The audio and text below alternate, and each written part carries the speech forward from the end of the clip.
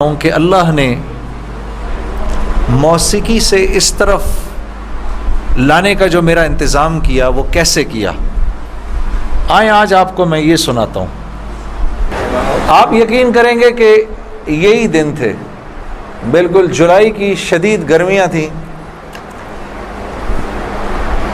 پنجاب میں تو جولائی میں موسم تھوڑا سا قدرے بہتر ہو جاتا ہے، کراچی میں جولائی میں حبس بڑھ جاتا ہے اور بہت بڑھ جاتا ہے۔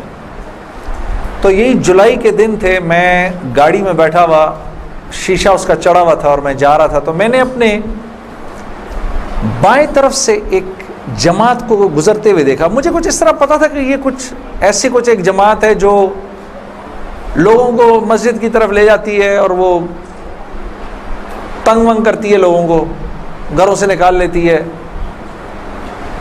تو لوگ اس جماعت سے بھاگتے پھرتے ہیں۔ کچھ ایسا سنا تھا میں نے، کوئی ایک ایسی جماعت ہے۔ تو میرے دل میں یہ خیال آیا کہ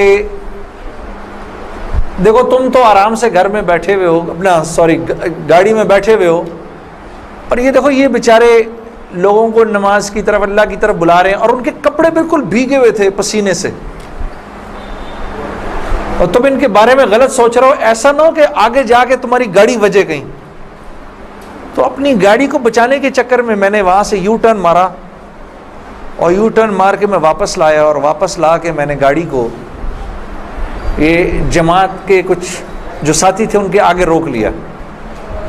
روک کے میں گاڑی سے اتر کے میں جو جماعت کا جو سب سے آگے جو تھے بزرگ تھے، میں ان کے پاس گیا اور میں نے جا کے ان سے ایسے ہاتھ ملا کر میں نے کہا جی آپ بڑا اچھا کام کریں، میرے لیے بھی دعا کریں، ایسے ہی کہہ دیا میں نے۔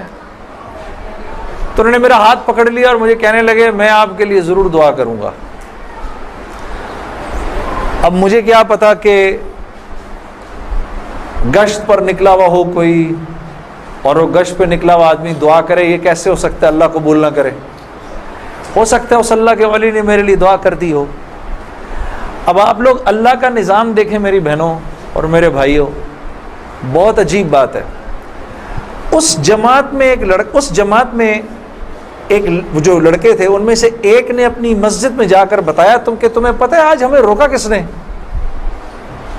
تو انہوں نے کہا بھائی کس نے روکا؟ کہا وہ سنگر نہیں ہے جنید جمشید، اس نے آج، یہ لوگ مقامی گشت کر رہے تھے، اس نے گشت کے دوران ہمیں روک لیا، اس نے ہم سے ایسے کہا بھائی ہمارے لیے دعا کرنا۔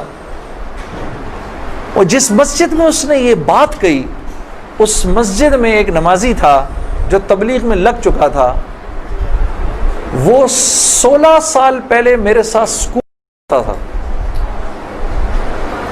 اللہ کا نظام دیکھیں، 16 سال پہلے میرے ساتھ سکول میں پڑھتا تھا، تبلیغ میں لگ چکا تھا۔ اس نے کہا کس نے روکا تمہیں؟ کہا وہ نہیں ہے، وہ سنگر جنید جمشید، اس نے روکا ہمیں۔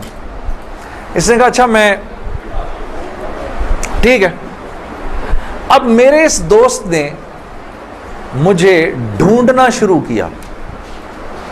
ہاں بچوں آپ لوگ آگے آ جاؤ، ادھر قالین پر آ جاؤ، ادھر آ جاؤ، آؤ میرے بھائی آگے آ جاؤ، ادھر قالین پر بیٹھ جاؤ، میرے لیے تو یہ کافی ہے، یہ قالین تمہارا ہی ہے، بیٹھ جاؤ ادھر آ کے بیٹھ جاؤ۔ لیکن بات نہیں کرنی اور یہ نہیں کرنا، آپ نے انکل کی بات سننی ہے، ٹھیک ہے، یہ نہیں کرو تھوڑی دیر کے لیے، کیونکہ اگر یہ کرتے رہو گے پھر بیٹا سمجھ ہی نہیں آئے گی ہم نے کیا بات کی، ٹھیک ہے۔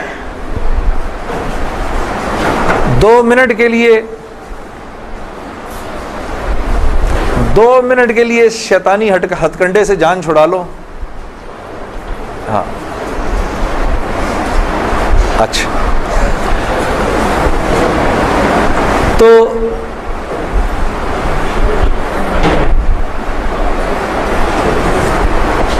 خیر میرے اس دوست نے مجھے ڈھونڈنا شروع کیا، اور اس واقعے کی کوئی تقریباً 1-1.5 مہینے بعد اس نے مجھے ڈھونڈ لیا۔ اور ایک دن جی میرے گھر فون آتا ہے، جنید، اب میں نے جب مجھے پہچانا، اس نے بولا جنید مجھے پہچانا، آپ یقین کریں گے میں 16 سال بعد اس کی آواز سن رہا تھا، میں پہچان گیا۔ میں نے کہا جنید بول رہے ہو؟ ہنسنے لگا، تو مجھے پہچان گیا؟ میں نے کہا میں بالکل پہچان گیا. تو اتنا تو شرارتی لڑکا تھا تو کلاس کے اندر. اور میں نے کہا کیونکہ ہم دونوں کے نام ایک تھے تو تیرے چکر میں بھی بدنام رہتا تھا. ہنسنے لگا, یار کمال ہے تو نے مجھے پہچان لیا. میں نے کہا ہاں میں نے پہچان لیا, میں نے تیرے سے ملنا ہے. میں نے کہا کیوں؟ کہتا ہے بس ایسے ہی, وجہ کوئی نہیں ہے. میں نے کہا یار اچھا ہماری زندگی ایسی تھی, شوبز کی زندگی تھی ہماری, کہ ہمارا دل ملنے کو نہیں کرتا تھا کسی سے. یعنی ہم نے مینیجر رکھے ہوتے تھے جو ہمیں صرف لوگوں سے دور رکھتے تھے.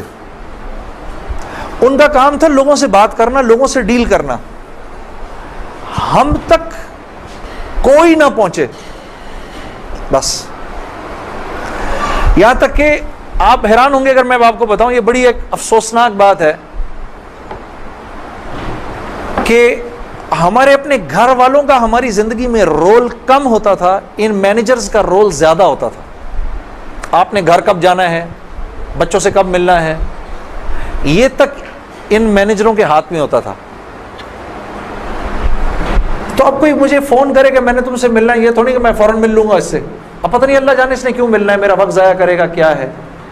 تو میں نے جنید غنی سے کہا کہ یار بغیر وجہ کے کیوں ملنا ہے تم نے, بس ایسے ہی. میں نے کہا انشاءاللہ دیکھو پھر چلو اللہ نے کبھی موقع دیا تو ملیں گے. کڑک میں نے فون بند کر دیا, ہمیں تو عادت تھی فون بند کرنے کی. اگلے دن پھر فون آ گیا اس کا. میں نے بولا کیا کام ہے؟ کام کوئی نہیں, ملنا ہے. کیوں؟ یار کوئی وجہ نہیں, مل لیتے ہیں. میں نے کہا یار وقت نہیں ہے, فون پہ بات کر لو. نہیں فون پہ کام کوئی نہیں ہے. کڑک فون پر ایک دفعہ ہوا, دو دفعہ, اب اس کا میں ہیلو سنتا تھا فون بند کر دیتا تھا. یہ سلسلہ 1-2 مہینے تک چلتا رہا, یہاں تک کہ جنید غنی کو میرے گھر کے نوکروں کے نام یاد ہو گئے, فون اٹھانے والوں کے نام یاد ہو گئے, سب کچھ یاد ہو گیا. اس کو سب پتا ہوتا تھا میں کب پاکستان میں ہوں, کب نہیں ہوں, کب کہاں ہوں, سب. ایک دن اس کا فون آیا, تو جب میں نے فون رکھنے لگا مجھ سے کہتا دیکھ میں تجھے اللہ کا واسطہ دیتا ہوں, میری 1 منٹ کی بات سن لے. میں نے بولا بولو. میں ابھی عمرہ کر کے آیا ہوں, تو میں مدینے اور مکے کی کھجوریں اور زمزم اور یہ کچھ چیزیں لے کر آیا ہوں, یہ لے لے میرے سے, پھر اس کے بعد میں چلا جاؤں گا. کتنی دیر کے لیے آؤ گے تم؟ 5 منٹ کے لیے. میں نے کہا ہاں 5 منٹ. جنید غنی یاد رکھنا 5 منٹ. 5 منٹ. دوپہر کو مجھے یاد ہے 3:30 بجے ابھی تک پلاننگ ہوئی, جنید غنی صاحب آئے. اب میں نے جب جنید غنی کو دیکھا تو میرا تو دماغ ہی چکرا گیا. کیا دیکھتا ہوں, سفید لباس جیسے مولوی صاحب نے پہنا ہوا ہے, سر پہ پگڑی, اتنی بڑی داڑھی, اوپر واسکٹ پہنی ہوئی اس نے, پائنچے اس کے اوپر. میں نے کہا جنید غنی یہ تجھے کیا ہو گیا؟ کہتا ہے مجھے کیا ہو گیا, میں کیا کہوں تجھے کیا ہو گیا. میں نے کہا یہ تیرا حال تیرے جیسا ہے شیطان, یہ اتنا بڑا بزرگ بنا ہوا, آؤ بیٹھو میرے پاس. آیا میرے پاس بیٹھا, اس نے مجھے کھجوریں دیں, زمزم دی, جانماز دی, اور پورے 5 منٹ میں کہتا ہے میرے 5 منٹ پورے ہوئے, اب میں چلتا ہوں. میں نے کہا نہیں, اب بیٹھ جاؤ, بیٹھ جاؤ, مجھے بتاؤ یہ سب کیا ہے. پھر مجھے کہنے لگا چل چھوڑ اس کو یار, اسکول کی بات کرتے ہیں. میں نے کہا اسکول چھوڑو, مجھے بتاؤ یہ کیا ہے, یہ کنہوں نے تمہارا حال کیا. یہ مجھ سے کہنے لگا مل لو ان سے. میں نے کہا ہاں میں نے ان سے ملنا ہے, میں نے ان سے ملنا ہے. آپ سوچو کوئی آدمی تبلیغ والوں کے چنگل میں پھنس جائے, ہاں. تو مجھ سے کہتا ہے کل سے ہمارا اجتماع شروع ہو رہا ہے, میرے ساتھ اجتماع پر چلو. میں نے کہا میں چلوں گا. تو میں کل تمہیں پک کرنے آؤں گا, صبح کے وقت پک کرنے آؤں گا. آپ یقین کرو 5 منٹ کے لیے آیا تھا, 3.5 گھنٹے میں نے بٹھا کے رکھا اس کو اپنے پاس. میں اس سے باتیں سنتا رہا, جنید غنی کیا, پھر کیا ہوا, پھر کیا ہوا, پھر کیا ہوا, کیا ہوا, کیا ہوا. آخر میں نے کہا میں تمہارے ساتھ اجتماع پر چلوں گا. خیر جی میں تیار ہو گیا. میں نے اپنی نئی صاف ستھری جینز نکالی, اپنی میں نے ٹی شرٹ نکالی, لمبے لمبے میرے بال تھے. ہاں میں تیار ہو گیا, جس طرح میرا خیال تھا بہترین طریقے کا تیار ہونے کا, میں ہو گیا تیار. اب جب میں وہاں پہنچا, اترا, میں نے جا کے اجتماع دیکھا تو میں نے دیکھا کہ ہر آدمی شلوار قمیض میں, ہر آدمی کے سر پہ ٹوپی. تو میں نے جنید غنی سے کہا, جنید غنی سن, یہ مجھے کوئی مار وار تو نہیں دے گا ادھر ہے, کو میرا کوئی قتل وتل تو نہیں ہو جائے گا میرا؟ کہتا نہیں, ہم لوگ مارنے والی پارٹی نہیں, ہم لوگ کھلانے والی پارٹی ہیں. میں نے کہا اچھا لے جاؤ مجھے اندر. پھر اب میں اندر جانا شروع ہوا اجتماع گاہ میں, تو میں نے دیکھا کہ لوگ ایک دم اکٹھے ہونا شروع ہو گئے. پیچھے سے مجھے آوازیں آئیں, ارے یار یہ تو جنید جمشید ہے یار. کو دو چار آوازیں آئیں, ابے یہ ادھر کیا کر رہا ہے؟ کوئی تو مجھے یہ بات بری بھی لگی ہلکی سی, کیا مطلب بھائی کہ تم بہت بڑے مسلمان ہو, میں نہیں آ سکتا کیا؟ خیر میں اندر گیا, اندر جا کر بیٹھا تو میں نے دیکھا ایک مجمع سب پہنچ گیا ملنے کے لیے, دیکھنے کے لیے. جو بھی جنید غنی نے مجھے بٹھایا, تم ادھر ہی بیٹھو یہیں پر, اور میں ابھی ایک صاحب کو لے کر آتا ہوں. خیر یہ مجھے بٹھا کر چلا گیا. اتنی دیر میں ایک نوجوان لڑکا, یہ جیسے بھائی لوگ بیٹھے ہیں اپنے, 18-19 سال کا, یہاں سے بیچ میں سے راستہ توڑ کے میرے پاس آ گیا. مجھے آ کر کہتا ہے, جنید بھائی نماز پڑھتے ہیں آپ؟ تو میں اس کو ایسے دیکھنا شروع ہو گیا. اب میں نے کہا کیا جواب دوں میں اس کو, ہاں بولوں کہ نہیں بولوں, سچ بولوں کہ جھوٹ بولوں؟ دیکھتا رہا اس کو, دیکھتا رہا, لیکن اندر ہی اندر نا مجھے غصہ آنا شروع ہو گیا کہ اب یہاں یہ ہوگا, اگلا پوچھے گا آپ قرآن پڑھتے ہیں کہ نہیں پڑھتے ہیں, پھر اگلا پوچھے گا آپ روزے رکھتے ہیں نہیں رکھتے ہیں, آپ نے حج کر لیا. مطلب یہاں اب میری کیا اب یہاں پر کیریکٹر اسیسنیشن ہوگی کیا؟ میں ابھی یہاں پر کیریکٹر اسیسنیشن کروانے آیا ہوں, اپنی کردار کشی کروانے آیا ہوں میں یہاں پر. تو میں نے وہ لڑکا جو ساتھ بیٹھا تھا, میں نے کہا یار اس کو بولو جنید غنی کو, یہ مجھے غلط جگہ لے آیا, وہ میں یہاں سے جا رہا ہوں ابھی. وہ بھاگا گیا اس کے پیچھے, اس کو لے کر آیا. جنید غنی نے کہا کیا ہو گیا یار جنید, کیا ہو گیا؟ میں نے کہا یار کچھ نہیں. تو وہ کہتا ہے یہ ابھی ایک لڑکے نے آ کے پوچھا تھا ان سے, آپ نماز پڑھتے ہیں نہیں پڑھتے ہیں؟ تو جنید غنی نے کہا تو نے اس لڑکے کو آنے کیوں دیا؟ اتنا غصے ہوا وہ اس پہ. میں نے جنید غنی کو ٹھنڈا کیا, میں خود بھی تھوڑا ٹھنڈا ہوا. میں نے کہا یار کیوں ناراض ہوتا ہے؟ وہ لڑکا بات تو صحیح کر رہا تھا نا کہ نماز پڑھنی تو چاہیے مجھے.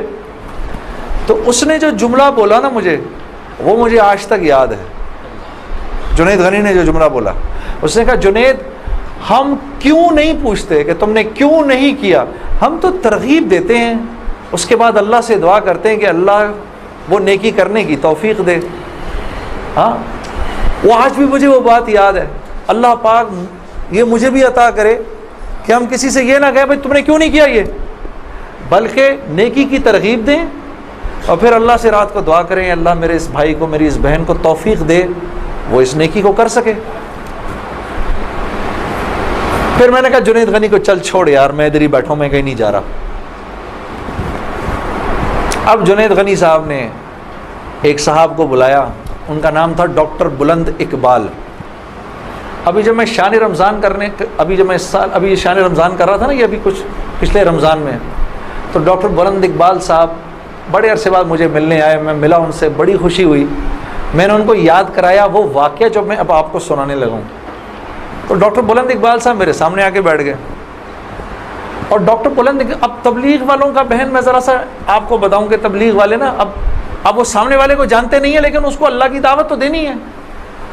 تو آپ پہلے اس سے پوچھتے ہیں بھائی آپ کیسے ہیں, خیریت سے ہیں, آپ کا اسم گرامی کیا ہے؟ اچھا ماشاء اللہ بڑی خوشی ہوئی آپ سے مل کے, یہ میرا نام ہے, بڑا اچھا کیا آپ آئے. پھر باتوں میں پوچھتے ہیں کہ آپ کیا کرتے ہیں, تو میرے سے بھی انہوں نے پوچھ لیا. تو جنید صاحب آپ کیا کرتے ہیں؟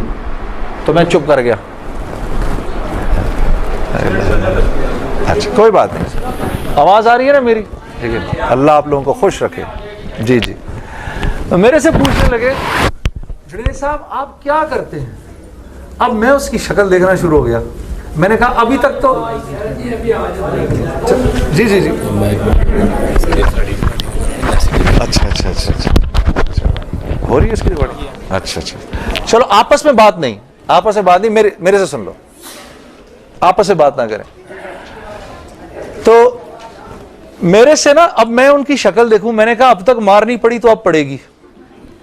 اب جو میں نے بتایا نا میں کیا کرتا ہوں, تو میرے چہرے کے بدلتے ایکسپریشنز دیکھ کے نا جنید غنی نے ان سے کہا, ارے ڈاکٹر صاحب آپ اس کو نہیں پہچانتے, یہ وہ ہے نا جس نے دل دل پاکستان گایا ہے. ڈاکٹر صاحب کہتے ہیں ارے واہ واہ واہ واہ واہ واہ واہ واہ, مسلمان کی تو شان ہی یہی ہے, جس کام کو کرتے آگے بڑھ جاتا ہے. میں نے کہا یہ آدمی ٹھیک آدمی ہے,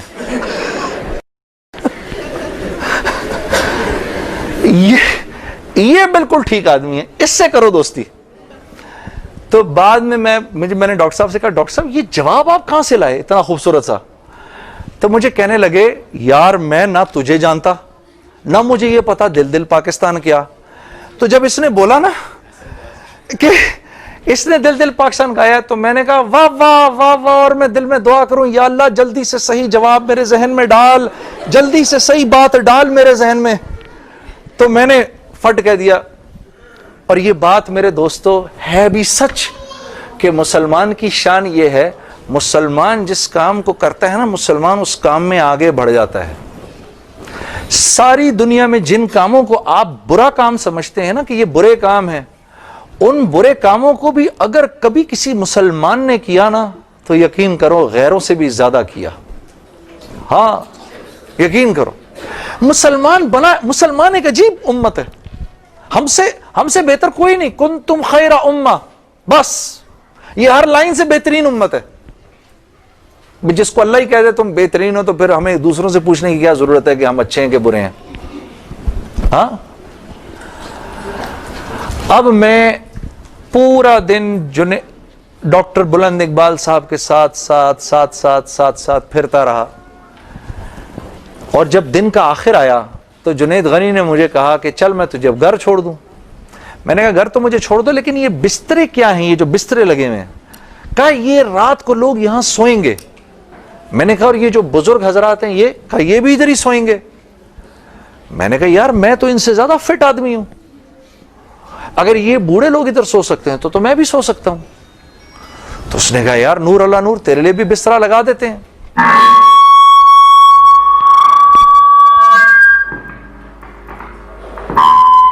جی اب ٹھیک ہے.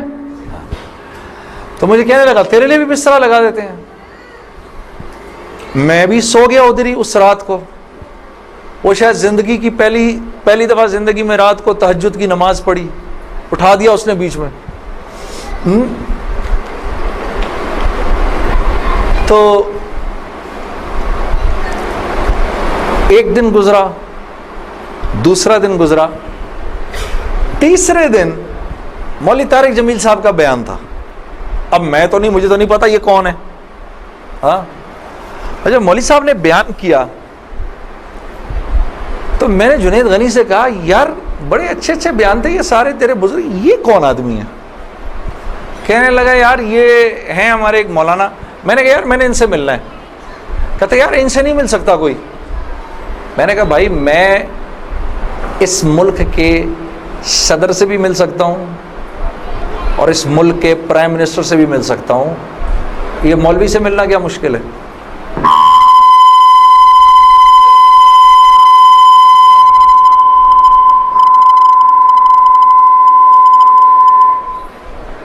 اب ٹھیک ہے,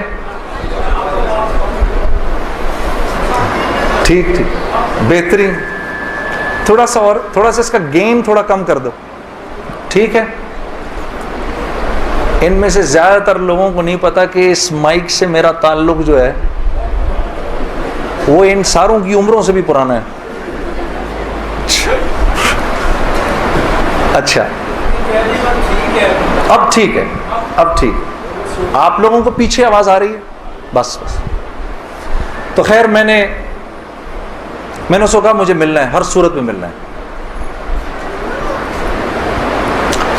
کہنے لگا یار کس طرح کریں گے, چل میں تجھے لے کے چلتا ہوں. خیر جی ہم پورے مجمع میں سے نکلے دونوں, کرتے وہ پیچھے حضرات کے ٹینٹس لگے ہوئے تھے, کرنگی میں ہوا تھا یہ کراچی کا اجتماع. میں اور یہ بات کر رہا ہوں 1997 سپٹمبر 1997 3rd of September مجھے ابھی تک یاد ہے, میری سالگرہ تھی 3rd September 1997. عمر بھی بتا دوں میری کیا ہو گئی تھی, معلوم ہے سب آپ کو, سب کو پتہ چلے گا. 50 سال کا تو ہو ہی گیا ہوں نا میں. اب کیا ڈرنا, جو 50 سال کا بندہ ہو جائے وہ کیا عمر چھپایا اپنے. خیر, تو میں جب ادھر پہنچا تو وہاں پر ایک لڑکا ایسے ڈنڈا لے کر کھڑا ہوا مولوی صاحب کے کمرے کے باہر. تو مجھے دیکھ کر وہ مسکرانے لگا, جنید بھائی آپ ادھر کیا کر رہے ہیں؟ اب مجھے 3 دن تو گزر گئے تھے. میں نے کہا کیوں بھائی, میں کیوں نہیں آ سکتا ادھر, تو بڑا مسلمان ہے میرے سے. ہنسنے لگا, نہیں نہیں نہیں وہ میں نہیں کہہ رہا, میں آپ کو دیکھ کے تھوڑا حیران ہو گیا, کیا کام ہے؟ میں آپ کا بڑا فین ہوں. میں نے کہا اچھا. تو میں نے کہا کہ مجھے یہ جو تھے نا مولانا طارق جمیل, ان سے ملنا ہے. کہ یار جنید بھائی ان سے تو ملنے کی کسی کو اجازت نہیں ہے. میں نے کہا تم جا کر بتاؤ تو صحیح کہ میں نے ملنا ہے. اچھا میں کچھ کرتا ہوں. خیر وہ اندر گیا, اس نے اندر جا کر کہا کہ آپ آئیں اندر. تو میرا دوست جنید غنی مجھے لے گیا. آپ یقین کرو میں نے مولوی طارق جمیل صاحب کو زندگی میں کبھی اکیلے بیٹھے نہیں دیکھا. وہ اللہ نے شاید اس دن ملوانا تھا یا بات کروانی تھی, اکیلے بیٹھے ہوئے تھے خیمے میں اپنے. جنید غنی نے جا کر اندر کہا مولانا میرا ایک دوست ہے جنید جمشید, وہ آپ سے ملنا چاہتا ہے. مولانا نے کہا کون جنید جمشید؟ میں باہر کھڑا حیران ہو گیا, ان کو کیسے پتا میں کون ہوں؟ اندر بھیجو اس کو, اندر بھیجو. مجھے بلایا اندر اور جنید غنی کو کہا تم باہر جاؤ, تم باہر انتظار کرو. وہ باہر چلا گیا. یہ نوجوان جیسے بیٹھا ہے ایسے جا کے میں مولوی صاحب کے سامنے بیٹھ گیا اور مجھے ایسے تیز نظروں سے انہوں نے دیکھنا شروع کر دیا. میں نے کہا آپ مجھے ایسے کیوں دیکھ رہے ہیں؟ کہتے ہیں میں تجھے نہیں دیکھ رہا, میں تو اللہ کی شان دیکھ رہا ہوں. میں نے کہا جی کیا مطلب؟ کہا تیرے بڑے بڑے بورڈ لگے ہیں فیصل آباد کے اندر, بڑے بڑے بورڈ لگے ہیں. میں اکثر ان بورڈز کو دیکھ کر کہتا تھا, مجھے بعد میں مولانا نے بتایا, میں ان کو بورڈز کو دیکھ کر کہتا تھا ہر ایک کو ہدایت مل سکتی ہے, اس کو نہیں مل سکتی. ہاں آج میں جب ادھر ایئرپورٹ آ رہا تھا تو ایئرپورٹ پہ تیرا بڑا سا بورڈ لگا ہوا تھا, ایسے ہی میرے دل میں آئی یا اللہ کیا یہ نہیں ہو سکتا کہ اس سے میری ملاقات ہو جائے, اور تو میرے سامنے بیٹھا ہے, میں اللہ کی شان دیکھ رہا ہوں. تو میں نے کہا اچھا.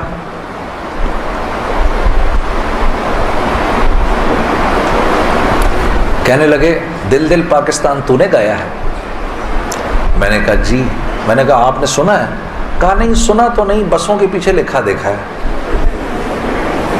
میں نے کہا چلو یہ کسی یوں پہنچا نہ پہنچا, آئے تو صحیح برسر الزام ہی آئے, ہاں ہوٹوں پہ کبھی ان کے میرا نام ہی آئے, آئے تو صحیح برسر الزام ہی آئے. میں نے کہا چلو یوں نہیں تو یوں سے, تعارف یوں نہیں ہوا تو یوں ہو گیا, بسوں کے پیچھے تو لکھا دیکھ لیا. کوئی نہیں کوئی نہیں, ادھر سنو.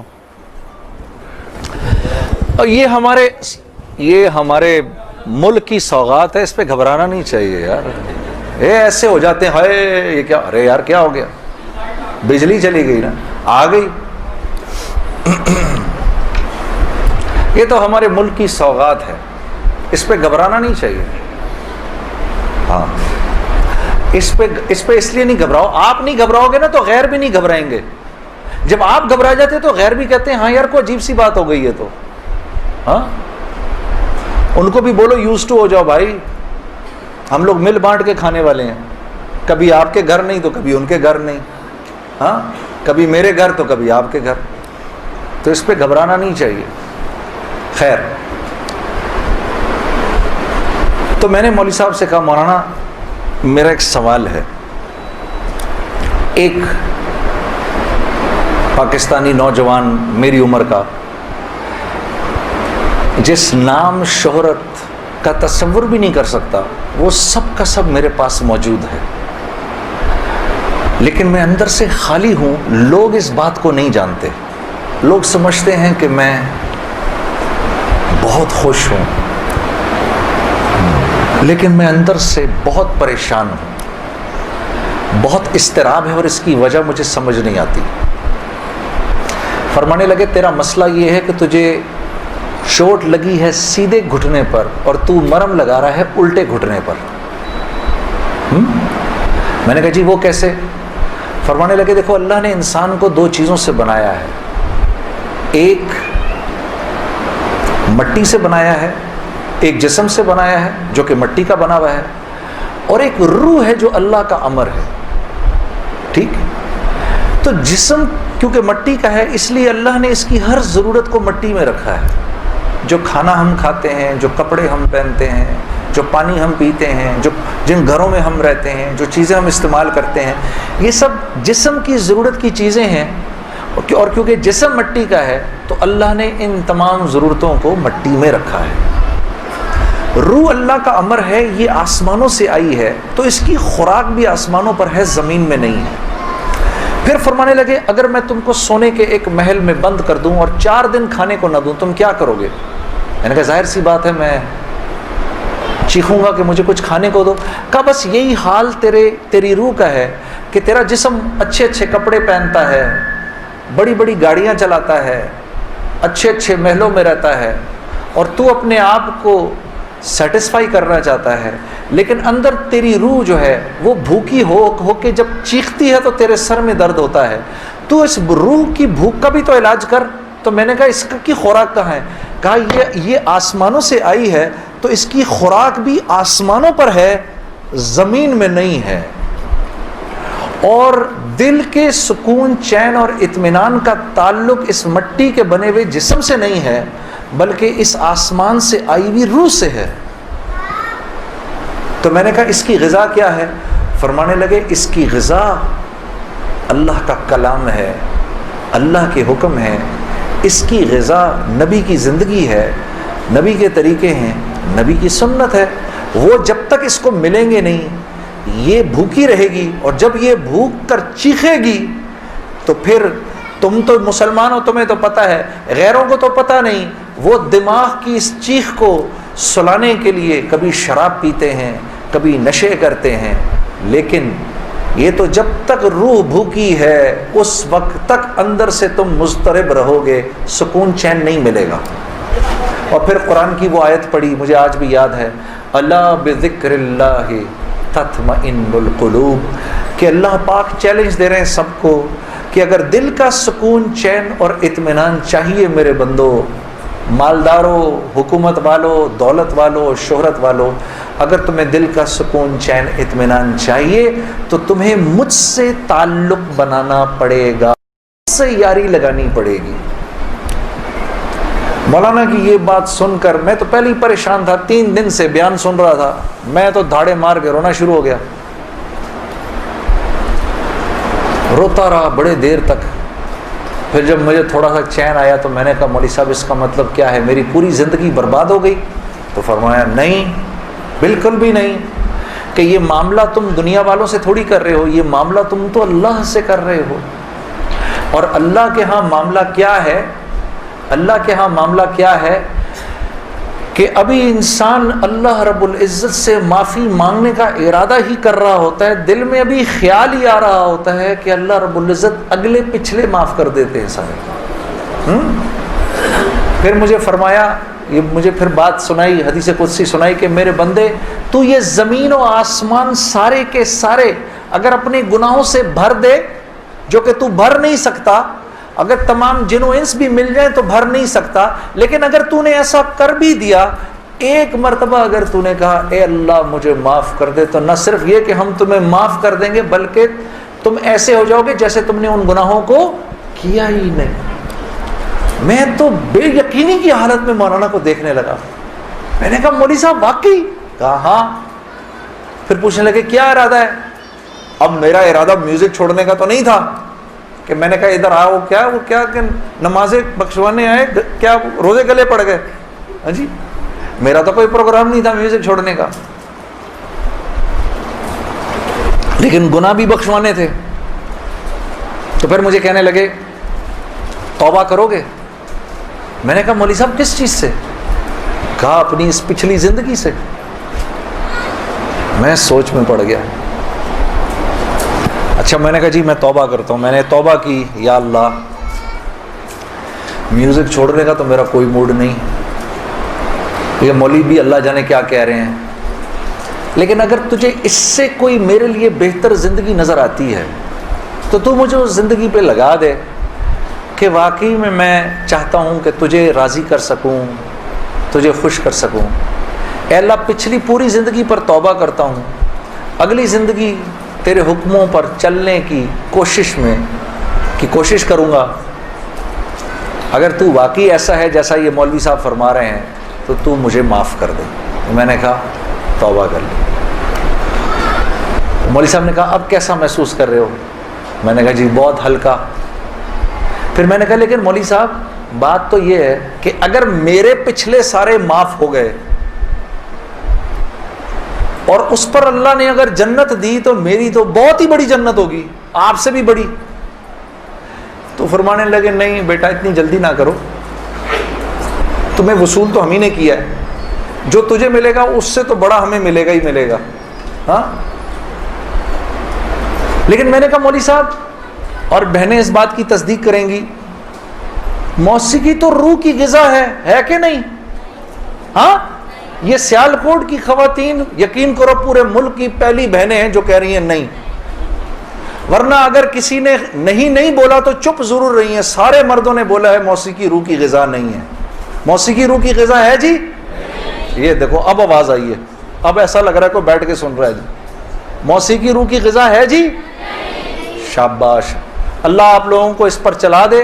اللہ رب العزت آپ کے موبائلوں میں جتنے بھی گانے ہیں سب اڑا دے اسی وقت، گھروں میں جتنی کیسٹیں ہیں سب ٹوٹ جائیں، اللہ کرے ساری سیڈیاں ٹوٹ جائیں، اللہ پاک ایسے کرے گانے کی آواز ہی نہ سننے کو ملے آج کے بعد آپ میں سے کسی کو۔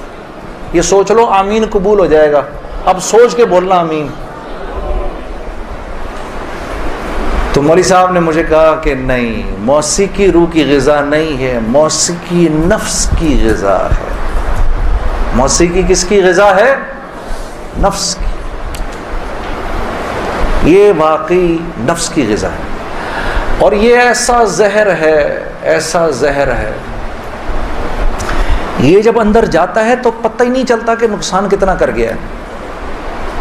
ٹرائی نہ کرنا، لیکن آپ کہیں جا کر اللہ کی بات سنیں، اس کے بعد جا کر 5 منٹ کا گانا سنیں، ساری صفائی ہو جائے گی، سب اندر ساری صفائی ہو جائے گی۔ میں یہ نہیں کہ بعد میں مجھ سے لوگ پوچھتے ہیں حلال ہے حرام ہے، اس کے لیے تو یہ مولوی بیٹھے ہوئے ہیں نا، ان سے پوچھو۔ میں آپ کو وہ بتا رہا ہوں جو ہوتا ہے، میں آپ کو وہ بتا رہا ہوں جو ہوتا ہے، کہ یہ انسان کو بے باک کر دیتی ہے۔ مجھ سے کسی نے پوچھا بھائی اپنے ملک کے لیے گانا، میں کبھی اپنے ملک کے لیے گانا وہ ایک اور چیز ہے۔ میں ان گانوں کی بات کر رہا ہوں جن کو عام طور پہ لوگ سن رہے ہوتے ہیں بازاروں میں، ہاں، اور پھر کہتے ہیں اس کے سننے میں کیا ہے۔ ارے یار میں کیا بتاؤں آپ کو کیا ہے، خدا کی قسم اگر وہ زندگی اس زندگی سے بہتر ہوتی مجھے کیا تکلیف تھی۔ مجھے ایک ساتھی کہنے لگا اب تو آپ کے لیے اس زندگی کی طرف جانا بڑا مشکل ہے۔ میں نے کہا کوئی مشکل نہیں، گلا تو وہیں کا وہیں ہے، گا سکتے ہیں، لیکن اب اس زندگی کی طرف جانے سے بہتر لگتا ہے کہ میں آگ میں چھلانگ مار دوں، کہ وہ اس قدر خطرناک زندگی، وہ اتنی ایک، یقین کرو پوری، صرف گانا نہیں ہوتا، وہ ایک پوری زندگی ہے، وہ ایک پوری زندگی کا نام، جیسے یہ ایک پوری زندگی کا نام ہے نا، صرف دعوت کے 2 بول نہیں ہیں۔ ہاں، میرے دوست مجھ سے لڑتے تھے، یار تو ادھر گانا گا ادھر جا کے اذان دے دے۔ ارے میں نے کہا نہیں ہوتا، ایسے نہیں ہوتا بھائی۔ گانا گانے والے کو تو اذان کی آواز سے نعوذ باللہ نعوذ باللہ نعوذ باللہ کراہیت آتی ہے، کراہیت آتی ہے۔ مجھے یاد ہے ہم کانسرٹ کر رہے ہوتے تھے اور مغرب کی اذان اگر ہوتی تھی یقین کرو وہ، کیونکہ وہ تو دعوت کے بول ہیں نا، ادھر تو ایک غلط کام ہو رہا ہے نا، وہ تو دعوت کے بول ہیں. وہ دعوت کے بول جب ہمیں سنائی دیتے تھے تو وہ ہمارے سینے کو پھاڑ کے نکل جاتے تھے. ایسے تھوڑی ہوتا ہے، یہ کوئی کھیل مذاق ہے کیا؟ یا یہ کوئی ٹی وی کا پروگرام ہے کہ جس میں ایکٹنگ ہو رہی ہے کہ نہیں بھئی ادھر جا کر اذان دے دی، ادھر جا کے گانا گا دی، ادھر جا کے اذان دے دی. ایسے نہیں ہوتا. اور پھر اللہ کے نیکی کے کام کرنے کی تو اللہ کی طرف سے توفیق ملتی ہے.